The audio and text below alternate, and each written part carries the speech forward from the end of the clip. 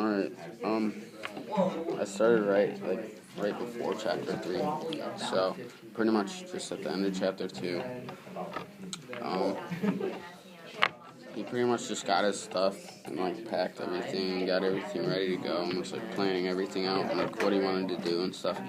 So then he finally left, and a bunch of people said goodbye to him and everything, and then they walked with him part of the way or something, and then he gave his car to his brother or something.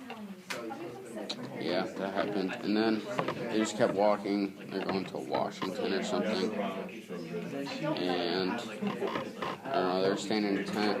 And pretty much they were walking. And all that really happened was he was talking about how it's so nice being alone and stuff, and all the things that they're doing.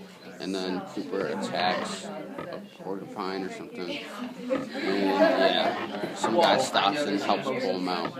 And that's pretty much all that happened as far as I got. And then what I read, they're going through the Appalachian Mountains trying to get to North Carolina, and they got their first snow. It started out as a nice little flurry type deal, and he thought it was so cool, but then it turned into an all-out blizzard. So he had trouble finding a spot to pitch his tent because he had to clear the snow out, because it said otherwise if he slept on it, his body heat would melt the snow and then it would seep in there and then he'd freeze at night. So he had to clear out a spot, and he finally put his tent down. And then after he fell asleep, when he woke up, there was a foot of snow outside. And the dog was so excited and jumping through it and stuff, and he pulled the tent down, and he was really angry and threw a snowball at the dog. And then they ended up playing because the dog loved the snowball. So then they kept going, and it got what state are they in, when it's snowing like that? West Virginia. Yeah. And right now, they are crossing, they call it the Man-Eater Mountain, because it's really big and tough to climb. And he was about starving, and he got to the top, and him and the dog were really hungry. And then they saw a guy for the first time in 20 miles. They saw their first person.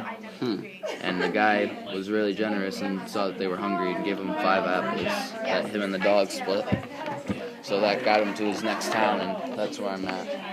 How do you think he's reacting to going from living in a big city type place to seeing no one for 20 miles or whatever? I feel like he's doing good, better than I thought he would do.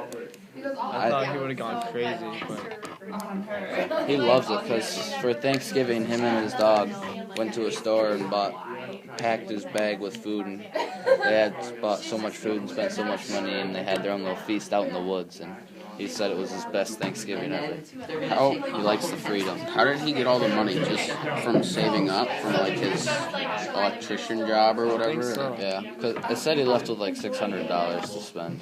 That's not very much to get across America. But I know, but back then I think everything still would have been cheaper. Yeah. It wasn't really that. It wasn't really that long ago, though. It was But still, 30, maybe 40 years ago. So I guess I don't know.